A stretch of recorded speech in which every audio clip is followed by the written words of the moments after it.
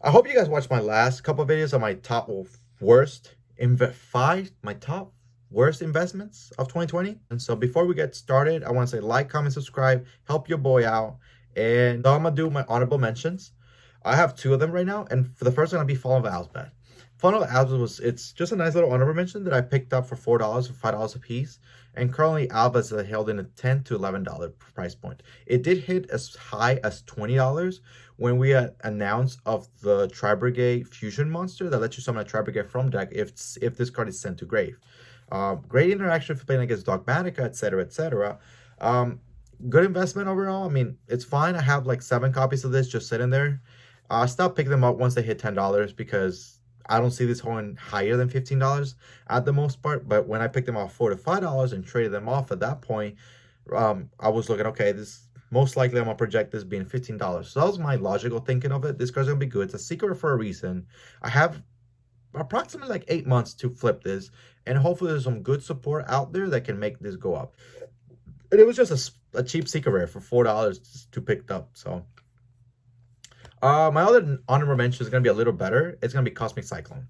Cosmic Cyclone starts seeing a lot of meta play, especially since Dogmatica started using Shadow Chism, which lets you outgrind the game against any matchup, and it's annoying. And the card needs to get banned. No, it doesn't. Card is solid. I mean, the fact that you can search it and Dogmatica being one of the strongest, if not the strongest deck of the format. The fact that it's a control, the fact that it's aggro, the fact that it can OTK easily. It's very, very good deck. And Cosmic Cyclone started seeing meta play. The fact that you want to banish Chism, they only play one Chism, and you want to stop their aggro. Because if they keep summoning Winda, you're gonna lose that game, dude. They keep summoning Winda, you can't special summon, and you can't really out it, especially when they have a Mekaba in next to it. So you can impermanent. I mean, you can impermanent because usually they don't run that many traps, but everything else, you know what I mean, kind of sucks. So, Cosmic Cyclone was a good investment. I already had 2 copies of Cosmic Cyclone because I pulled them from OTS pack. But then I started investment a little bit more, and I was like, oh, these guys are $40 to $45 on TCG Player. Let me buy a playset. Ended up buying a playset, and right now they're looking at $70 for an Ultic Cosmic Cyclone. So my $45 investment, which is like let's say 130, a pretty good investment in my eyes. I can see this card go higher and higher, possibly hit 100 because it's an OTS pack 7. It's an O. So I can see, I still haven't seen the peak of this. Am I selling them yet? No, not yet. I'm still picking them up. If I can pick some up right now at the price point of $70. If you can get them off trades, by all means. If you can find them cheaper anywhere else, pick this card up. It's a great card. And if you have extra money aside, if you want to invest something that's going to be good in the future and it's good right now, it's Ulti Cosmic Cyclone. Do keep in mind that we're remote duels, so it doesn't matter what you play in remote duels, but once regionals and COVID is all done, ultimate rares are the first thing that's gonna shut up in the sky. Like ultimate rares, starlight rares, ultimate rares, ghost rares are gonna go high because we're gonna be in competitive season. So let's get started with my top 5. Top 5 is gonna be Nightmare Phoenix. I ended up picking Nightmare Phoenix on release day. I picked up a couple. I picked one of them in person, picked a couple other ones online. Ended up picking up a couple of them for 45 online. So I ended up picking a couple copies of Phoenix online for 45 apiece. And they're getting Phoenix Collector Rare from trades. And I ended up having my playset. And right now I'm happy with the playset. And I'm surprised Phoenix flipped harder and quicker than it did, because I was gonna pick up more because I wanted 9 copies of Phoenix. Honestly, it's a great Link 2. It's a generic Link 2. It destroys. There can only be one, and cards that can give you problems with float grid cards, etc., etc. So, and it's on summon. So if you do with IP, you can summon this and then pop whatever feel spelled, spell and trap that it's bugging you. Good card against Shadow Chism. Just pointing that out. So my thinking was, this is a collector. This is the highest rarity for it. It's $40 to $45 right now on eBay and TCG Player combined. Let's say, just pick up, place it, and I was gonna pick up more slowly. I was gonna pick up like one Phoenix per week. I was gonna, okay, $50. Let's buy him little by little, slowly and slowly, and it ended up being $75 like that, and I couldn't end up picking up anymore. So there's that. It's a good investment for what it was, and I think it's still a great investment for $75. But I would hold my horses with it. That's all I'm saying. If you can pick them up, if the cars dip down a little bit, I'll start picking them up again. But as in right now, I'm not picking them up. Top 4 is gonna be Predator Anaconda. I had about 8 copies of this because I was picking them up left and right at $15 or $20 range. I was like, yep, this card is good, son. This card's good. This card is great.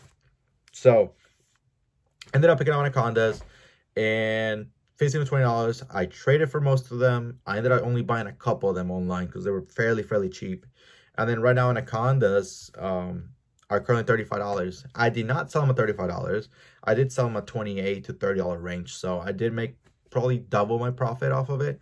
I ended up trading some stuff for it. I ended up getting some Ultimate Reds for a couple of them and other cards, etc., etc. So great investment overall, and should have gone harder maybe. Maybe should have bought like 20 copies of Anaconda. But then again, you don't know what's going to happen. Invest at your own risk. I just, say what I say. And I make some investments that are good, some that are bad. You should go check out my top worst 5 investments. Book of Moon, it's going to be a couple of different Book of Moons. It's going to be Book of Moon Battle Legend.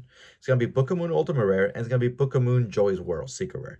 I'm going to start with the Ultimate Rare. The fact that Book of Moon Ultimate was between the $40 to $50 range. My thinking was, well, at release day was like 80. And then it started dip down to like 40s to 50s. And I was like, okay, let me start picking this up slowly and surely. I ended up picking up a couple play sets of Book of Moon. The reason being because Book of Moon Ulti was because GOAT format. I was like $50. This card can be $100. It could go back to $80. Maybe not in a current meta, but it could be higher in price. So I ended up buying like 2 play sets. Happily, right now, Book of Moon Ultimate, you're looking at $75. Great investment. Am I selling them yet? No, not yet. I'm waiting until Book of Moon hits plus $100, just like Ultimate Beer did. If you haven't watched my market watch yet, go watch that thing. Reason of Ultimate Rare investment was because GOAT format, and Champion Pack. It's so hard to get. Book of Moon is the next best thing. Now it's gonna be Joey's World. Joey's World was interesting because I couldn't get Yugi's World because they were already high enough for me to buy them. But Joey's World, since no one really messed with it, no one really liked Joey's World, it's a secret rare, I ended up investing on it. I was like, okay, this card is between 5 lightly plates to $10. So for first set. So it was between that. I was like, okay, let me invest on the lightly plates. Let me invest on, a couple near mints between the $8 and $9 range. And then I invested on three play sets. Right now, you're looking at Joey's World for like $12 to $13 a piece, quickly going to 15 and slowly getting bought out. Because if you can't get the Ultimate Rare, you gotta go for the Yugi's World. And then if you can't get Yugi's World, you're gonna go with the Joey's World, which is a secret rare. And that was a good investment overall. But I guess my most profitable investment was Book of Moon Battles of Legend. Book of Moon Battles of Legend came out this year. And Book of Moon it's an ultra, and it was like a quarter to 50 cents. I remember to this day. And a couple of my friends ended up buying a case, boxes, and boxes. So I ended up getting Book of Moon. I was like, oh, this is 50 cents, dude. Let me get a playset for $1. He's like, okay, that's fine. Cool. I was getting playsets for $1. Let me get as many as you can. I ended up getting, I want to say, close to 30.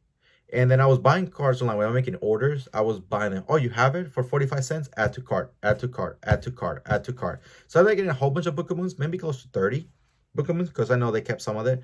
And Book of Moon currently for Battles of Legend, it's at $2 a piece. I already sold all my Book of Moons. I made the most profit off of it. I sold them for $1.75 each. Because I saw, oh, someone has it for $2 lowest. I was like, $1.75, let's get rid of them. And sold all the copies. And here we are, the most profitable. And it was just something that Book of Moon was so cheap. I knew Book of Moon was eventually going to be $1, but I didn't think it was going to be this quick.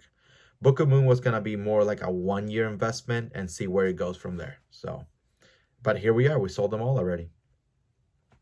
My top 2 is going to be Triple Taxis Talent. I did not invest crazy on this, but when I did invest was just my playset. Because I was going to play TTTs, and I did not end up playing them. So I ended up holding them. And then they hit 80s. I bought them when they were 60s. About 60, 65 range when, not on release date, but close to that range.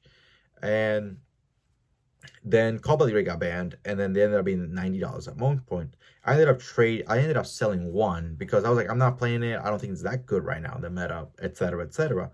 So I ended up just keeping 2 of them, and then now they're $102, $105. I sold them online for 97 a piece and made my profit off of it. Am I mad that it's going higher and higher? No. Am I mad that it's a meta card that most people are playing? Yes, but it's so reactive that you're gonna get punished. You're gonna get punished. Your opponent's being smarter not to activate cards on your opponent's turn. They're letting you do full combo. When you activate an interruption, I'm gonna take your Dragoon. So that happened to me, and you know, I'm okay with it. I should have kept them, honestly, because I can start playing with them. But at that point, I wasn't thinking straight, and I was like, look, let me make some money off of these cards. I could buy something else like Droplets, which is more reactive offensively and defensively, instead of TTT that I can only activate it if he activates something on my turn, which a lot of people are not activating crap now. So, and drawing 2 is good, but if you're not drawing good, then no point. Looking at your opponent's hand is great, but it's not because it's control. And then taking a monster, they usually don't have a monster turn 1. What are you gonna do? Take their Gamma? Okay, cool. So my top investment is gonna be the Golden Lord archetype. Not a specific Golden Lord, Eldritch the Golden Lord, but the traps. So Curse Erland, especially Curse Erland, that's pretty much my investment of the year. Curse Erland was $5 the lowest, dude. I mean, the lowest, $5, dude. Curse Erland, and I'm like, this card is good. It's the card that searches anything you need. It's a spell card. It's continuous, and you can't search this, so you need to play 3 of these. So I ended up spending money on Adamancipators because I want to play a combo deck. I want to end up with a couple negates and win ultis. And I ended up winning ultis. I ended up pulling, you know, Book of Moons, Nibiru's, etc., etc. Not Nibiru's, whatever it was back then. Cosmic, not Cosmic, Book of Moon and other cards that, Rafflesia. I ended up pulling a Rafflesia as well. Oh, Abyss Dweller. I ended up pulling a couple of those too because I was winning tournaments. Because, you know, Adamancipator. So that was my investment. Adamancipators. So I guess Adamancipator would have been my top investment if I think about it now. But, okay. 0 investment, Adamancipators. But going back to Curse Erland, I want to play Eldritch because I'm more of a control mid-range player. And Eldritch just looked better. And then I ended up getting 3 places of each. Curse Land. So I ended up having 9 copies of Curse Land, 9 copies of Volcaro, 9 copies of Conquistador, etc. So I ended up having the deck core, and then I sold 1 Curse Land because they were like 15s. I was like, this is high enough. Let's sell. I sold a core. I was like, let me sell a core. Whatever. I ended up with 2 cores. Then they hit 25s, and I was like, let me sell the other one. So I ended up selling the other one. And then now they're 35s. I sold my last playset. And I do want to play Eldritch, and I'm kind of mad at that. But that's my top investment. Just cards that, you know, required in a deck are always good. And now that I think about it, I should have invested more in Curse Erland. But I didn't. So things happen. So thank you all for watching. Sorry it's a long video. A lot of in-depth discussion. Hopefully you stay this late and watched it. Thank you all for watching. Remember, like, comment, subscribe, and I'm going to do more interactions like this, if you guys like it, of course. Some meta-analysis, etc., etc. We can talk about it, and you see my beautiful room, right? And my